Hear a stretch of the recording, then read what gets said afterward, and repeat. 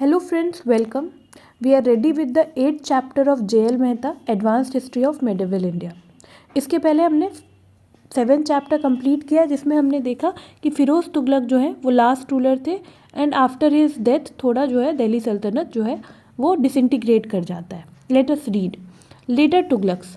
Firoz Tughlaq was the last great Sultan of Delhi. With him departed the glory of the Sultanate. The process of its decay and disintegration, which had begun during the reign of Muhammad bin Tughlaq, gained momentum under Firoz Tughlaq, and once mighty Turkish Empire of India was reduced to a petty principality of Delhi within a decade of the latter's death. Still known as the Sultanate of Delhi, it suffered the pangs of death during the next century and a quarter. All the 6 successors of Firoz Tughlaq, including a son and 5 grandsons who sat on the throne of Delhi, were phantom rulers who wielded neither substantial sovereign powers nor possessed sufficient territories under the effective control. Amir Timur's invasion of 1398 took away the last semblance of royalty professed by the princes of the Tughlaq dynasty. The Sultanate exhibited a sign of recovery under the Lodhis, albeit that was like the last flicker of the dying lamp. The guns of Babur sounded the death knell of the Sultanate in the first historic battle of Panipat on April 21, 1526. Firoz Tughlaq के बाद जो है इनके पाँच पोते और एक बेटे जो हैं वो थ्रोन पर आते हैं, पर इनमें से कोई भी जो है वो उनके पास ना ही एक लार्ज टेरिटरी होती है ना ही सुल्तानों वाली बात होती है. इसके कुछ कारण होते हैं. फिरोज शाह तुगलक जो है वो कुछ ऐसे स्टेप्स लेते हैं जो उनके समय में तो ठीक थे बट लॉन्ग रन में जो है एम्पायर को डिसइंटीग्रेट कर देते हैं. वैसे डिसइंटीग्रेशन के लिए बस फिरोज तुगलक को ब्लेम नहीं किया जा सकता है क्योंकि मोहम्मद बिन तुगलक के ही समय से जो है डिसइंटीग्रेट एम्पायर होना शुरू हो गई थी क्योंकि अलग अलग जगह रिवोल्ट हो रहे थे और बाकी चीज़ें. 1398 में अमीर तिमूर जो कि एक मंगोल हैं ये इन्वेड करते हैं दिल्ली को और फिर तुगलक डायनेस्टी जो है वो कम्प्लीटली ख़त्म कर देते हैं.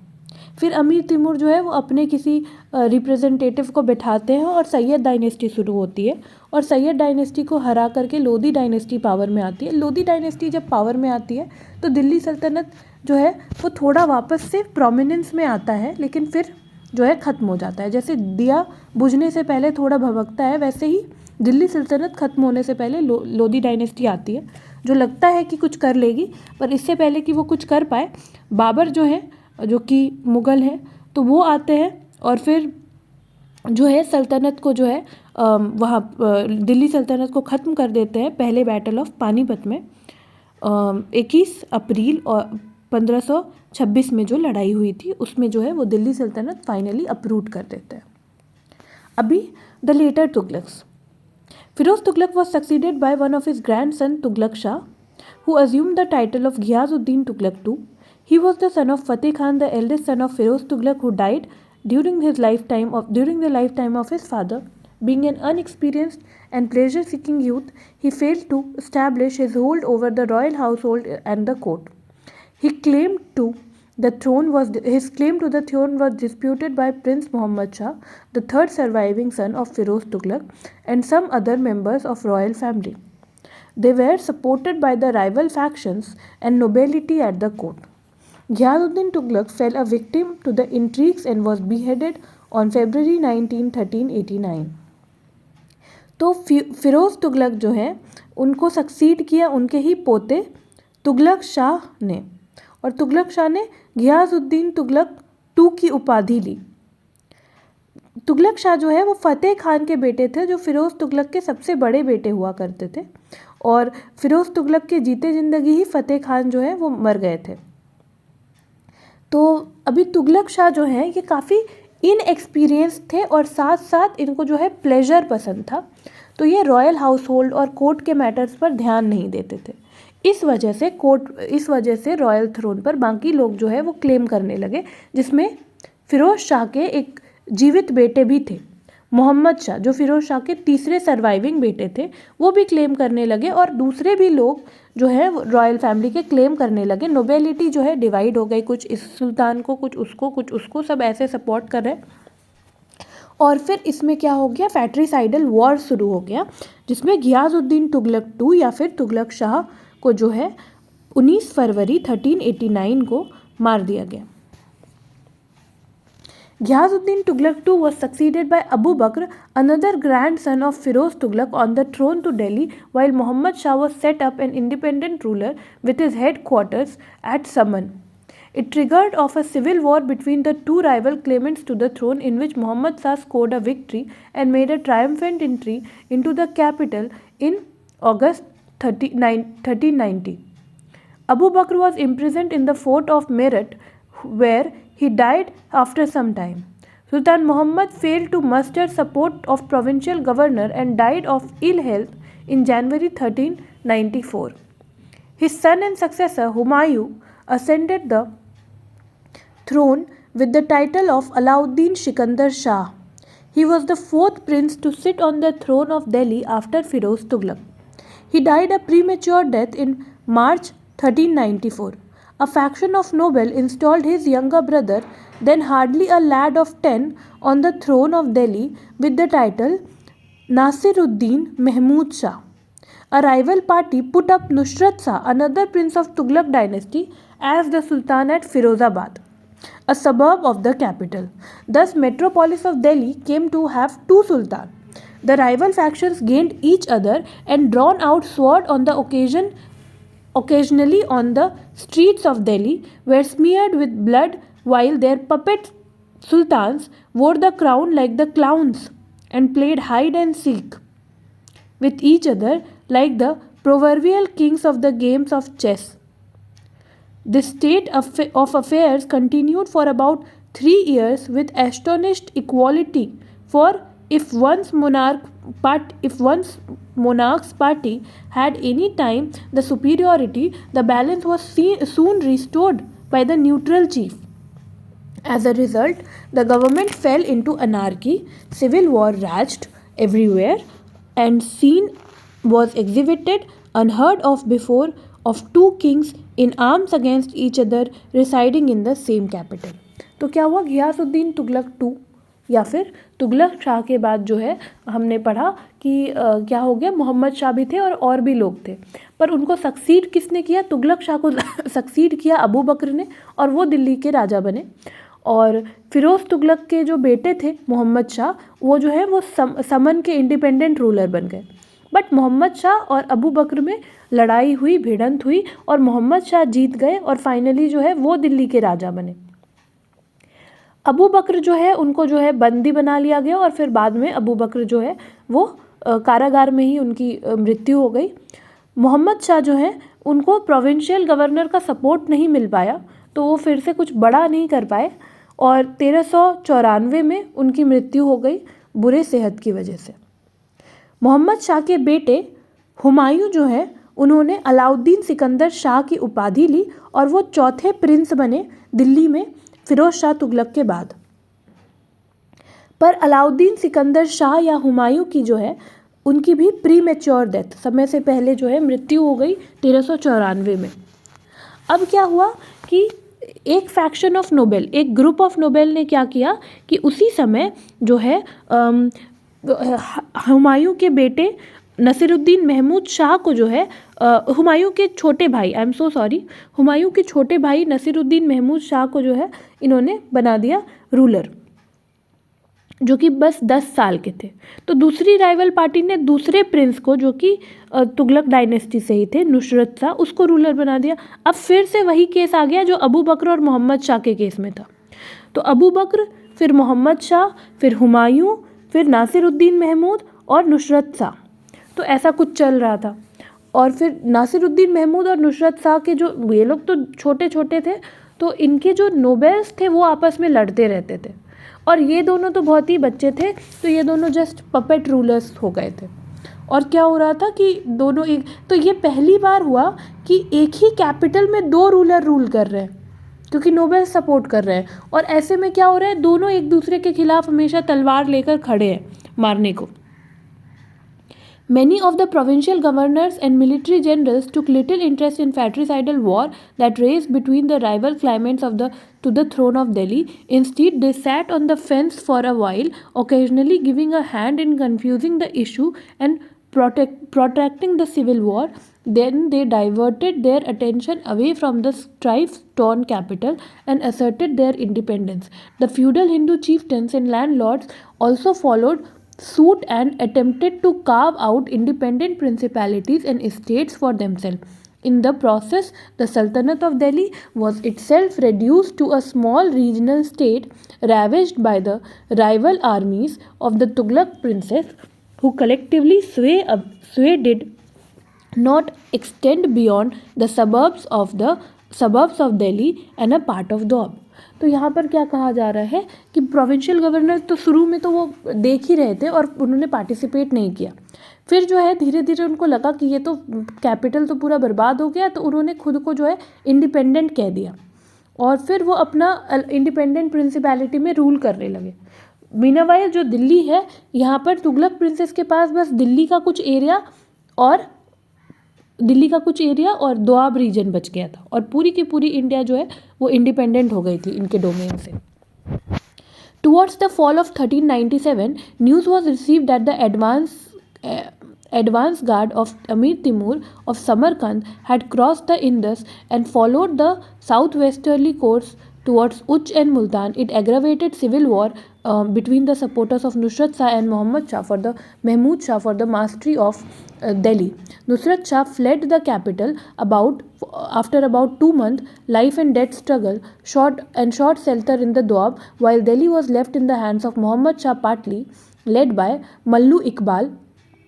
The latter was the de facto ruler and the Sultan was mere puppet in his hand. Mallu Iqbal and Sultan Mahmud Tughlaq put up a feeble resistance against Amir Timur but failed to stem the tide and took their heels, leaving the populace of Delhi at the mercy of the invader.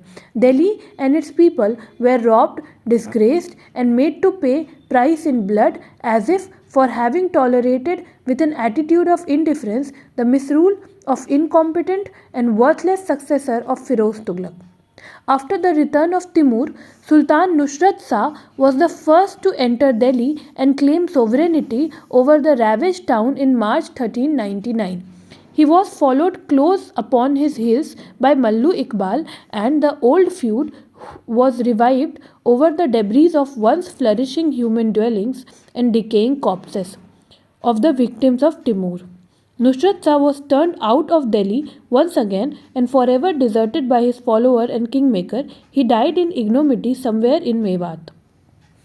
क्या हुआ कि 1397 में जो है ये खबर आई कि अमीर तिमूर जो है समरकंद के रूलर, वो इंदस से होते हुए उच्च और मुल्तान को क्रॉस करते हुए दिल्ली आ रहे हैं। जैसे ये पता चला तो नुसरत शाह और महमूद शाह आपस में मिल करके नहीं, पर इन्होंने एक दूसरे के खिलाफ जो है अभी भी ये लड़ रहे हैं कि कोई एक मेन हो जाए। नुसरत शाह जो है वो 2 मंथ लड़ने के बाद जो है वो दिल्ली से बाहर चले जाते हैं और दोआब में कहीं जाकर सेटल कर जाते हैं, जबकि महमूद शाह को जो है लीड कौन कर रहे थे? मल्लू इकबाल। महमूद शाह तो बस नाम के राजा थे, तो मल्लू इकबाल जो है और महमूद शाह मिल करके जो है एक बहुत ही वीक सा रेजिस्टेंस देते हैं अमीर तिमूर को, जो आराम से ओवरकम कर लिया जाता है और दिल्ली को पूरा बर्बाद कर देते हैं अमीर तिमूर। और फिर उसके बाद क्या करते हैं कि अमीर तिमूर जो है दिल्ली को पूरा लूट खसोट करके वापस रिटर्न हो जाते हैं। जब वो रिटर्न हो जाते हैं तो नुसरत शाह वापस आते हैं दिल्ली कि नहीं ये तो मेरा है, ऐसा करके। और फिर नुसरत शाह के पीछे पीछे मल्लू इकबाल भी आते हैं और दूसरे फ्यूड्स भी आते हैं, और खंडहर में ही खुद को जो है जो कभी एक कैपिटल हुआ करती थी अब खंडहर हो चुकी थी, वहाँ भी ये लोग जो है खुद को क्लेम करने लग जाते हैं। और फिर नुसरत शाह जो है उनको दिल्ली से भगा दिया जाता है फॉरएवर, और फाइनली जो है उनके सपोर्टर्स और उनके फॉलोअर्स जो है उनको छोड़ देते हैं और वो जो है अकेले कहीं मेवात में मर जाते हैं। मल्लू खान जो कि वापस से दिल्ली के सबर्ब्स में, दिल्ली के बाहरी हिस्से में जो है अपनी अथॉरिटी को जमा पाते हैं और दोआब के भी कुछ पार्ट को क्लेम करते हैं। He did not dare to assume the title of sultan as some members of the erstwhile ruling house of the Tughlaqs were still in the field who claim the state of Delhi as their ancestral heritage. In 1401 he was called Sultan Mahmud Tughlaq. He called back Sultan Mahmud Tughlaq from the wandering in Gujarat and Malwa and attempted to exploit his name for the establishment of strong kingdom for himself. The time had, however, changed. Mahmud, now a grown-up youth, refused to play as a tool in his hand and claimed the sovereignty of Delhi in his own right, they fell out with each other, resulting in the expulsion of Mahmud from Delhi, and the latter retreated to Kannauj, captured the town by force, and set up his court there. Mallu Iqbal was killed in an encounter with Khizr Khan of Multan in 1405, which enabled Mahmud Tughlaq to stage a comeback to Delhi. To his great chagrin, a new set of kingmaker, led by one Daulat Khan, emerged on the scene and compelled Mahmud to be content with his position as the puppet Sultan of Delhi. Totally disheartened and disillusioned by these developments, Sultan Mahmud resorted to drinking and debauchery and died a physical and mental wreck in 1412. He was the last Turkish Sultan of Delhi. During the next year and a half, Daulat Khan was the de facto ruler of Delhi, did not assume any royal title, instead continued to strike coins in the name of Tughlaqs till March 1414, when Delhi was besieged by the army of Khizr Khan of Multan. Daulat Khan suffered a defeat and died in captivity at Hisar, and Khizr Khan ascended the throne of Delhi on May 28, 1414 and laid the foundation of Sayyid dynasty so called. तो क्या हो गया कि मल्लू खान जो है वो उनको तो हटा दिया गया नुसरत खान को, तो अब मल्लू खान जो है वो सोचे कि वो राजा बन जाए, लेकिन इनके लिए पॉसिबल नहीं था क्योंकि तुगलक के डायनेस्टी के कुछ लोग थे, तो अब ये खुद को अचानक से सुल्तान तो नहीं बना सकते थे, तो इन्होंने सुल्तान महमूद तुगलक को ढूंढा। तो वो गुजरात मालवा में भटक रहे थे, वो मिले, तो फिर इन्होंने क्या कहा कि चलो आप राजा बन जाओ, मैं आपका रीजेंट। तो क्या हो गया, लेकिन अब समय बदल गया था, महमूद जो है वो बड़े हो गए थे और उन्होंने कहा कि मैं पपेट रूलर तो नहीं बनूंगा, मुझे दिल्ली मेरे हाथ में चाहिए।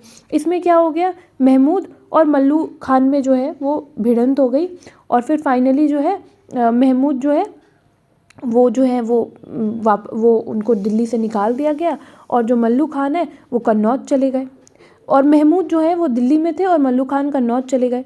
पर इसी समय एक नए किंग मेकर्स इमर्ज कर जाते हैं, नए पावरफुल कुछ रूलर्स इमर्ज कर जाते हैं जिनका नाम दौलत खान होता है, और वो महमूद को कहते हैं कि आप जो है शांत रहो, आपको जितने पोजीशन मिल रहे हैं पपेट रूलर के आप उसी में खुश रहो, क्योंकि उनके पास पावर होता है। तो दौलत खान जो है ज़बरदस्ती इनको जो है क्या करते हैं, एक पपेट रूलर बनवा देते हैं और फिर खुद जो है वो क्या बन जाते हैं, तो खुद एक्चुअल रूलर बन जाते हैं।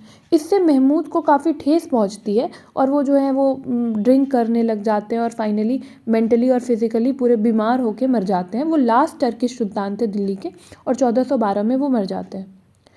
उसके बाद 1.5 साल जो है दौलत खान ही रूल कर रहे थे, लेकिन उन्होंने कोई सुल्तान का टाइटल नहीं लिया। इनफैक्ट जो सिक्के भी उन्होंने चलवाए वो तुगलक के ही नाम पर चलवाया उन्होंने। पर 1414 में क्या होता है, खिज़्र खान जो कि मुल्तान के रूलर थे वो आकर के अटैक कर देते हैं और वो दौलत खान को हरा के मार देते हैं कैप्टिविटी में, हिसार में, मतलब हरियाणा में।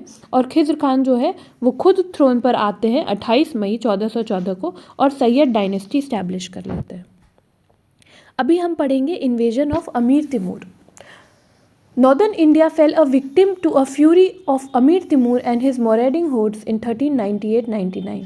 Nicknamed Timur Lung, Timur the Lame, he was one of the greatest monarchs of Central Asia, the second most barbaric, bloodthirsty and awe-inspiring warrior after Genghis Khan, who sat on the throne of Samarkand. He was born in 1336 at Kesh or Shahar-e-Sabz, the Green City, situated about 50 miles to the south of Samarkand. His mother's name was Taghina Khatun, while his father Amir Tughreh was the chief of Gurgan or Chagtai branch of the Barlas Turk. After the death of his father, he had to fight a life and death struggle against his own kith and kin about a decade until he was acknowledged chief of Chagtai Turks and ascended the throne of Samarkand in 1370. He waged ruthless wars against the adjoining countries and established his sway over the whole of Central Asia, including Persia, Afghanistan. It is said that during the caseless welfare carried on by him For over 35 years after 1370, he never suffered a defeat in any battle. तो northern India जो है वो अमीर Timur या तिमूरे lung के जो है आक्रमण का शिकार हुई। तिमूरे लंग जो है वो सेंट्रल एशिया के one of the barbaric uncivilised जो है ब्लड थर्स्टी खून के प्यासे क्लैन को बिलोंग करते थे। चंगेज़ खान के बाद सबसे ज़्यादा ब्लड थर्स्टी बार्बरिक रूलर इन्हीं को माना जाता है।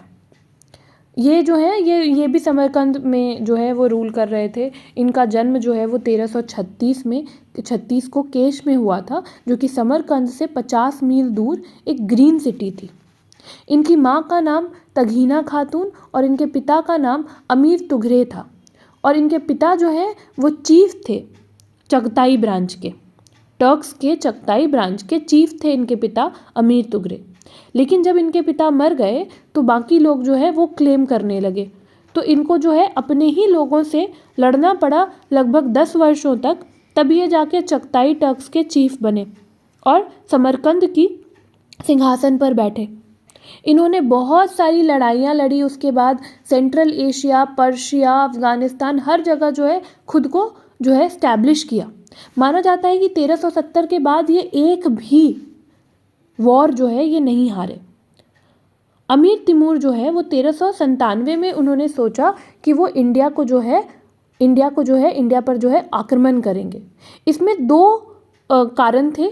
एक तो इंडिया इन्फेडल्स की लैंड थी, मतलब नॉन बिलीवर्स, है ना, तो जो इस्लाम पर बिलीव नहीं कर रहे, तो उनको ये लोग इन्होंने जो है ना अपना एक अलग प्रिंसिपल बना लिया था, एक थोड़ा एक्सट्रीमिस्ट प्रिंसिपल, कि जो नहीं बिलीव करेंगे उनको मार देना है या फिर उनको जो है वो बिलीवर बनाना है। And laying his hand upon the fabulous wealth of the country. और दूसरा था कि इंडिया बहुत ही वेल्दी थी अभी भी, तो इंडिया को जो है फैबुलस वेल्थ जो है इंडिया का, उसको जो है, क्योंकि इंडिया सोने की चिड़िया थी, तो उनको सबको जो है इंडिया चाहिए था, इंडिया का वेल्थ चाहिए था। ठीक है, उसके बाद जो है इन्होंने जो है ये सोचने लगे कि इंडिया पर कैसे किया जाए आक्रमण। ये खुद भी कहते हैं, माई वजीज informed me that whole amount of the revenue of India is 6 arabs. Now each arab is 100 crores and each crore is 100 lakhs and each lakh is 100,000 misqals of silver. तो ये जो है ये काफ़ी लालच में पड़ गए कि इंडिया को अगर कर लिया, इंडिया को अगर इन्वेड कर दिया तो अच्छा खासा पैसा आ जाएगा। So let us move forward. The political anarchy that prevailed in India facilitated his task. He received report about the civil strife between Indian nobles and the collapse of central authority of Delhi from his grandson Pir Muhammad, who led the advance guard from Kabul in India towards the end of 1397. He crossed the unguarded Khyber Pass without any opposition and led his army along the Indus. After the conquest of Uch, he laid siege to Multan, then held by Sarang Khan, a brother of Mallu Khan, de facto ruler of Delhi. तो ये जो है इनको पता चला कि India में तो अराजकता फैली हुई है, तो इंडिया को अभी अटैक किया जा सकता है। इनके जो ग्रैंड सन है पीर मोहम्मद, उन्होंने ही बताया। फिर काबुल से जो है 1397 में उन्होंने इंडिया की तरफ एक फ़ोर्स लेकर के आए। खैबर पास में कोई सोल्जर नहीं था इनको रोकने के लिए। आराम से इन्होंने खैबर पास को क्रॉस किया, उच्च को, फिर मुल्तान को। मुल्तान जो है वो सारंग खान, जो कि मल्लू खान, जो कि डी फैक्टो रूलर थे दिल्ली के, उनके भाई रूल किया करते थे। सब जगह को जो है इन्होंने कैप्चर किया। उसके बाद the besieged garrison offered a gallant resistance to the invader and the siege was protracted. It was here that Pir Muhammad rode to Amir Timur and sought his advice and support. तो क्या हो गया, लेकिन फिर यहाँ पर जो है इस जगह पर क्या हो गया कि इन पर थोड़ा अटैक हुआ। किन पर? पीर मोहम्मद पर, जो कि अमीर तिमूर के पोते हुआ करते थे, और ये जो है ये आगे जब बढ़ रहे थे। अब यहाँ पर इनको अमीर तिमूर की ज़रूरत पड़ गई। इन्होंने अमीर तिमूर से जो है हेल्प मांगी। तो अमीर तिमूर जो है, Timur's previous resolution regarding the invasion of India was confirmed and strengthened, and he left Samarkand at the head of 92,000 cavalry in March 1398. He was then 62. 62 साल के थे इस समय अमीर तिमूर, लेकिन उन्होंने पहले से भी उनको इंडिया पर करना ही था, और अब जो है वो एकदम उनका मन और बढ़ गया कि उनको तो अपने पोते को हेल्प करना है। तो वो 92,000 कैवेलरी के साथ जो है 1398 के मार्च में इंडिया आए। इंदस को क्रॉस किया सितंबर तक, और फिर वहाँ पर खोखर्स को हराया। फिर आगे बढ़े मुल्तान की एरिया में, जिनको कि पीर मोहम्मद ने ऑलरेडी कैप्चर कर लिया था 6 मंथ की सीज़ के बाद। और फिर उसके बाद अमीर तिमूर जो है, उन्होंने जो है साउथ वेस्ट पंजाब को पूरा बर्बाद कर दिया। तुलंबा, पकपतन, दीपालपुर, भटनायर, फतेहाबाद, सिरसा, सूनम, कैथल, पानीपत, ये सारा जगह जो है वो लूटते हुए आगे बढ़ रहे थे। और बढ़ते बढ़ते फिर वो दिल्ली आए। दिल्ली के बगल में वो जो है दिसंबर में पहुंच गए एंड ऑक्यूपाइड जहानुमा जो है वो उन्होंने ऑक्यूपाई कर लिया। ये जो है ये फिरोज़ तुगलक ने बनवाया था यमुना के किनारे, जो कि दिल्ली से 6 माइल की दूरी पर है, ओल्ड दिल्ली से। बहुत सारे हिंदू को जो है वो प्रिजनर बंदी बना लिया गया नॉर्थ वेस्टर्न इंडिया से, इन्वेडर्स की तरफ से, और फिर उनको जो है वो मार दिया गया अमीर तिमूर के ऑर्डर से। Lest they might create trouble for them during the conflict with the army of Delhi. कहा गया कि इनको मार दो, अगर अदरवाइज बाद में जब दिल्ली की आर्मी के साथ हम लोग लड़ रहे होंगे तो ये हिंदूज जो हैं ये भी ट्रबल क्रिएट करेंगे। मल्लू इकबाल जो दिल्ली के डी फैक्टो रूलर थे, और सुल्तान महमूद तुगलक, ये जो है इन्होंने ये इन्वेडर्स से लड़े 17 दिसंबर 1398 में। 10,000 लोग, 10,000 घुड़सवार, 40,000 सैनिक और 125 एलिफेंट थे इनके पास, बट इनको जो है आराम से हरा दिया गया। मल्लू जो है वो बुलंदशहर की तरफ चले गए और महमूद जो है वो गुजरात को भाग गए। तिमूर जो है वो दिल्ली में जीत गए, और दूसरे दिन जो है इन्होंने क्या किया, Timur made a triumphant entry into the Delhi the next day. The leading citizens ulema of the capital waited upon the victor and sought mercy for the inhabitants. उलेमा और बाकी लोगों ने जो है कहा कि प्लीज़ इनहेबिटेंट्स को बख्श दो। Amir Timur agreed to spare their life and was accorded reception by the populace of Delhi. He stayed in the capital for 15 days only. The fabulous wealth of the ex-rulers of Delhi and the nobility, including invaluable treasures, horses, elephants, fell into the hands. Besides, he received immense wealth and supplies from the citizens as contributions laid upon the city. Albeit, his turbulent soldiers were bent upon loot and plunder. One day, a party of fierce Turk soldiers laid violent hands upon the goods of the inhabitants. The latter resisted, and in a scuffle that followed, some soldiers of Timur were killed. In a fit of rage, Timur ordered a general massacre of the populace of Delhi. The bloody carnage continued for 5 days. Amir Timur himself describes the sack of Delhi in the following words. तो मल्लू इकबाल और ये लोग जो है इन्होंने कोशिश किया, but ये हार गए। उलेमा ने कहा कि बख्श दो सिटीजन्स को, तो अमीर तिमूर मान गए और उनको दिल्ली की जनता ने रिसेप्शन दिया। उन्होंने जो पुराने जो भी वैल्यूएबल रिसोर्स थे सब उन्होंने लूट लिया। और फिर इसके बावजूद जो है अमीर तिमूर के लोगों ने जो है, कुछ सोल्जर्स ने जो है वो दिल्ली के घरों में लूटपाट शुरू कर दिया। इस वजह से दिल्ली के कुछ लोगों ने जो है अपने प्रोटेक्शन के लिए भिड़ंत हुई उनकी।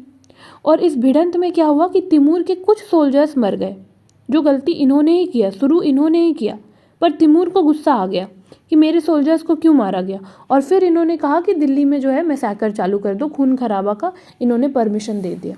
और ये खुद लिखते हैं, the flame of strife were thus lighted and spread through the whole city of Jahanpanah and Siri to old Delhi.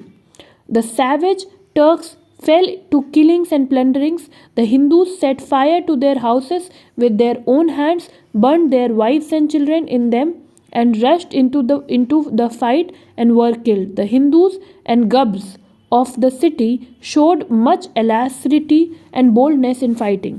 On that day, Thursday, and all the night of the Friday, nearly 15,000 Turks were engaged in slaying, plundering, and destroying. When morning broke out on the Friday, all my army, no longer under control, went off to the city and thought of nothing but killing, plundering and making prisoners.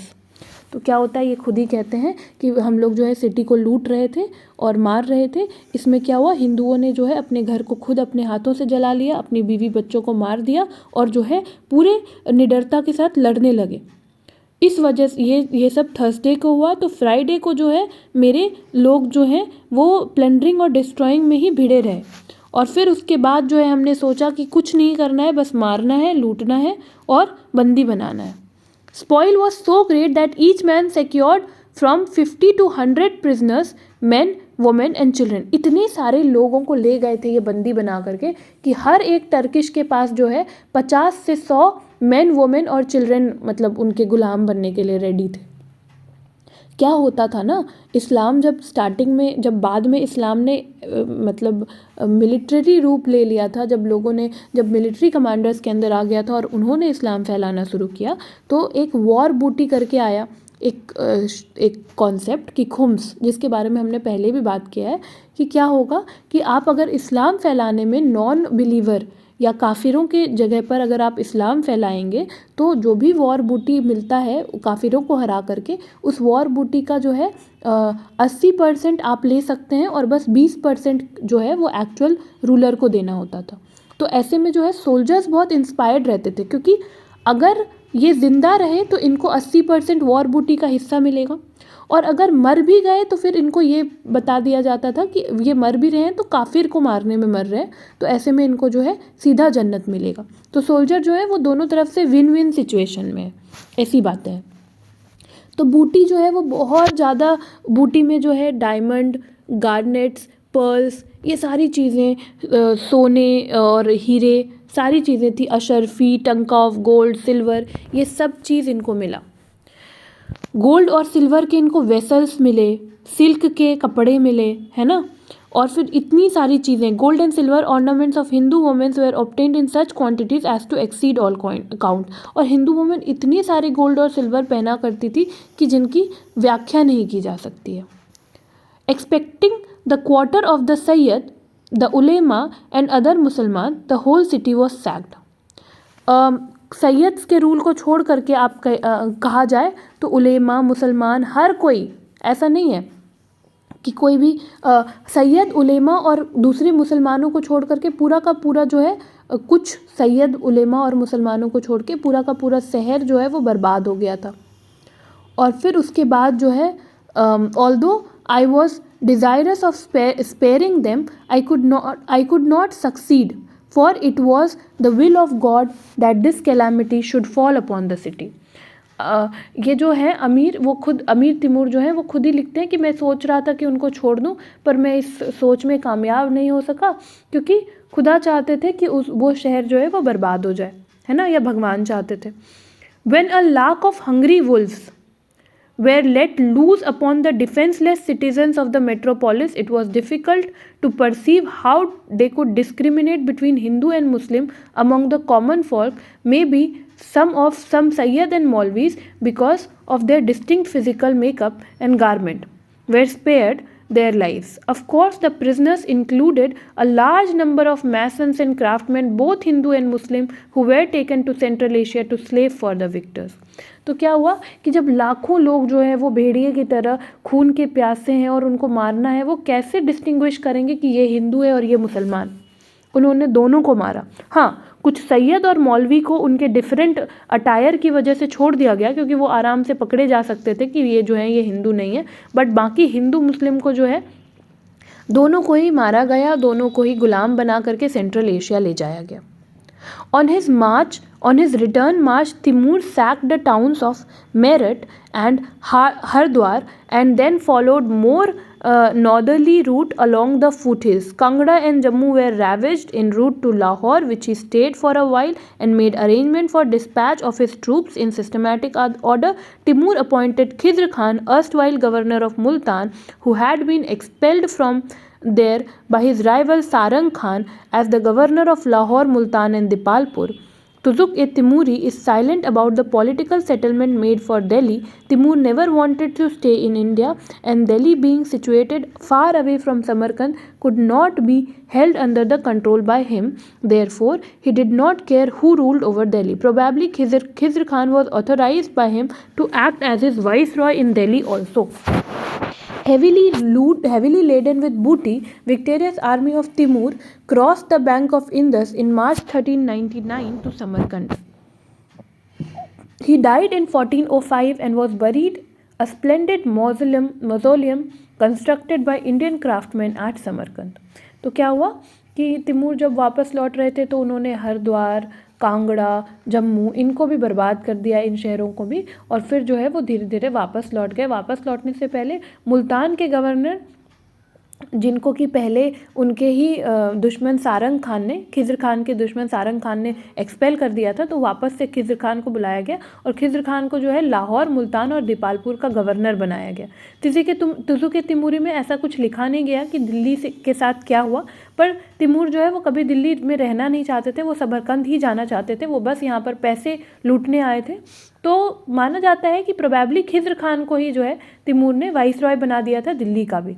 और फिर जो है वो वापस समरकंद लौट गए। 1405 में वो मर गए और उनको जो है एक उनका जो है बहुत ही खूबसूरत मकबरा बनाया किसी इंडियन क्राफ्टमैन ने ही, जिनको ये ले करके गए थे, और समरकंद में इनका मकबरा बनाया। और फिर ये जो है ये मारे गए, ये मर गए, I am so sorry. Invasion of Amir Timur had disastrous effect on the political, socio-cultural and economic condition of northern India. Timur descended upon the country as a scourge of God and wrought untold miseries upon its people. The whole of northwestern region, including Delhi and a part of the Doab, was trampled under the feet by the Turkish hordes and robbed of its incalculable wealth. Dozens of big towns were sacked and devastation. Hundreds of villages razed to the ground, totally wiped out, and millions of innocent men, women, and children put to the sword. Male prisoners were used as beasts of burden to carry the spoils on their heads for the victors to their homeland. Many of them died of hunger, fatigue on the way. Thousands of Indian women were enslaved, dishonored and humiliated. तो Timur का जो invasion था ये काफ़ी बुरा रहा northern India के लिए, जो है ये कहरी था। और ये बहुत पूरे इंडियन टाउन्स को लूट लिया, बर्बाद कर दिया, विलेजेस को बर्बाद कर दिया, है ना। इनोसेंट मैन, वुमेन और बच्चों को मार दिया गया। मेल प्रिजनर्स को जो है वो बोझे ढोने के लिए, जो बड़े बड़े ये इंडिया से जो चीज़ें लूट करके ले गए, वो कैरी करने के लिए समरकंद उनको रखा गया। और फिर वुमेन को जो है वो डिसऑनर कर दिया गया। तो ऐसा कुछ रहा। Cultural and industrial development of north western India came to stand still as a result of extensive destruction of magnificent monument, libraries and karkhanas. The whole region, ransacked by the invaders, was deprived of most of the talented craftsmen, artisans, mechanics and artists who were taken as slaves to Central Asia. Of course, they constructed public buildings, palaces, forts and mausoleums for their masters and contributed towards the industrial and cultural development of Central Asia. तो India का cultural development एकदम बर्बाद हो गया, क्योंकि कारखाना, library सब बंद हो गया, और जो क्राफ्टमैन थे और बाकी जो थे वो सबको भी इन्वेडर्स जो है वो स्लेव बनाकर ले गए। और वो क्राफ्टमैन जो है उन्होंने कल्चरल डेवलपमेंट किया सेंट्रल एशिया का, और इंडस्ट्रियल डेवलपमेंट किया सेंट्रल एशिया का। Entire administrative setup of northern India was thrown out of gear by Timur's onslaught. The people who escaped death on enslavement at the hands of his soldiers were left without adequate protection from defunct government authority of the land. Political anarchy encouraged the thieves, highwaymen and other antisocial elements to create havoc among the helpless people. The socio-economic life of the countryside having been dislocated, the agricultural production stopped, resulting in the scarcity of foodstuff and rise of prices. Timur left behind famine, diseases and misery for the inhabitants of northwestern India. Never before had so much harm been done by any invader to India in a single onslaught. The vandalism displayed by Mahmud of Ghazni during his Indian campaign pales to insignificant before the atrocities committed by marauders of Amir Timur on the unarmed and defenseless citizen. तो Timur ने इतने गंदी तरीके से लोगों को, society, culture सबको बर्बाद कर दिया। इसके बाद जो है पूरी अराजकता फैल गई, चोर उचक्के हो गए, और फिर डकैती पे लोग आ गए, क्योंकि लोगों के पास कोई ऑप्शन नहीं था, है ना। खाने की चीज़ें नहीं मिल रही थी, इन्फ्लेशन हो गया, महंगाई बढ़ गई।